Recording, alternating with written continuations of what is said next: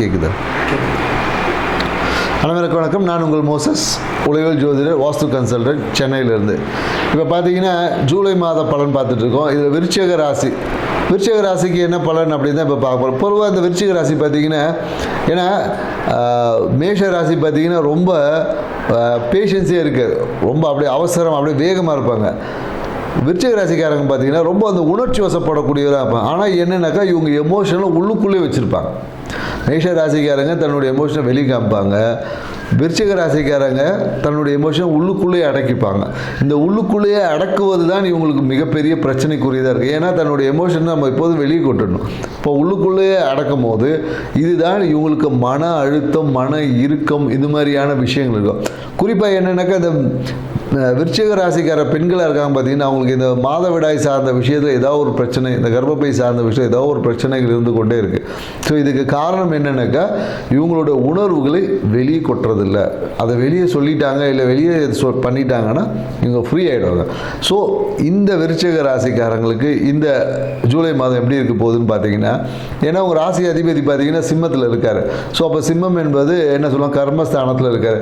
அப்போ என்ன நடக்கும் பார்த்தீங்கன்னா, வேலை சார்ந்த விஷயம், தொழில் சார்ந்த விஷயத்தில் ஒரு அழுத்தம் வந்து இருக்குமானா கண்டிப்பாக விருச்சிக ராசிக்காரர்களுக்கு இந்த காலகட்டத்தில் வேலை சார்ந்த விஷயத்தில் ஒரு அழுத்தம் என்பது இருக்கும்.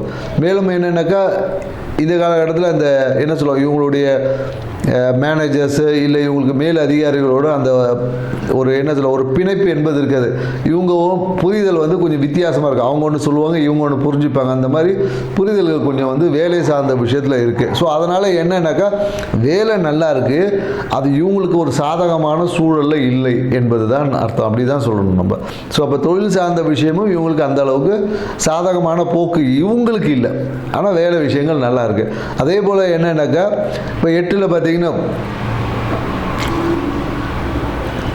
நேரில் மட்டும் கரெக்ட் பண்ணுங்க, அந்த இது மட்டும் நல்லது. ஓகே.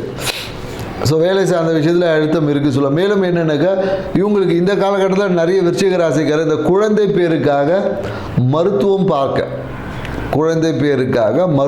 பார்க்கறதுக்கான வாய்ப்புகள் இந்த காலகட்டத்தில் விருச்சிக ராசிக்காரர்களுக்கு இருக்குது. ஸோ மருத்துவ விரயம் என்பது இருக்குது. அதுவும் குறிப்பாக என்னென்னாக்கா குழந்தை பேருக்கான மருத்துவத்தை நிறைய பேர் பார்ப்பாங்க இந்த காலகட்டத்தில் சொல்லலாம்.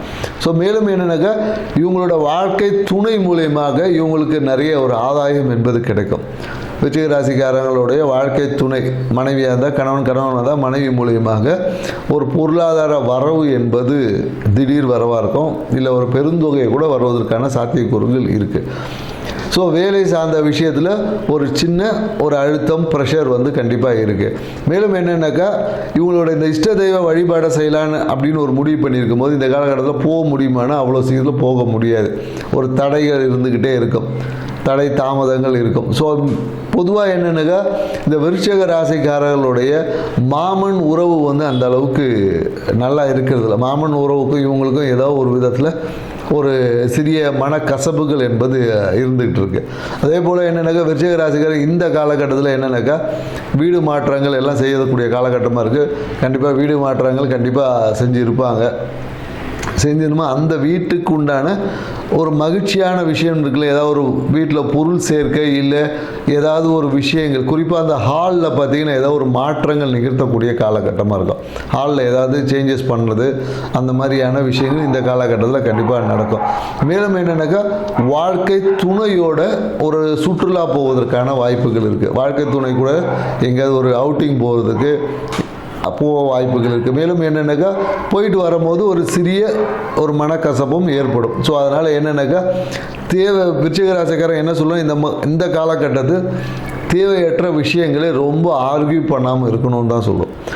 ஏன்னா நீங்கள் பண்ணக்கூடிய அந்த ஆர்கியூ என்ன ஆகிடும்னா உங்களோட வாழ்க்கை துணையுடன் அந்த ஒரு மகிழ்ச்சி இன்பத்தை வந்து முழுமையாக்க முடியாமல் ஏதோ பாதியிலே அது கட்டாகவே இல்லை.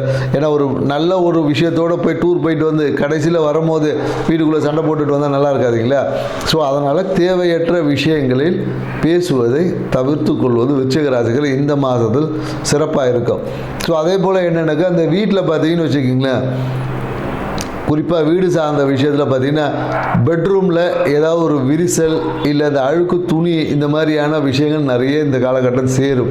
அதனால் அதுவும் கணவன் மனைவி உறவை பாதிக்கக்கூடியதாக இருக்குது. ஸோ அதனால் என்ன பண்ணோன்னா வீட்டில் இருக்கக்கூடிய பெட்ரூம், குறிப்பாக பெட்ரூமை தூய்மையாக வச்சுக்கோங்க. ஸோ தூய்மையாக வச்சுக்கிட்டால் உங்களுக்கு தேவையான அனைத்து நன்மைகளும் நடக்கும். ஸோ இஷ்ட தெய்வ வழிபாடை நீங்கள் பண்ணுங்கள். ஆனால் தடைகள் இருக்கும், தடையை தாண்டி தான் வெற்றி. ஸோ அதையும் கடந்து நீங்கள் செய்யும் போது உங்கள் வாழ்க்கை சிறப்பாக இருக்கும். இந்த தகவல் உங்களுக்கு பிடிச்சிருந்தா எங்கள் சேனலை சப்ஸ்கிரைப் பண்ணுங்கள், லைக் பண்ணுங்கள். மீண்டும் நாம் தனுசு ராசியில் சந்திப்போம். நன்றி, வணக்கம்.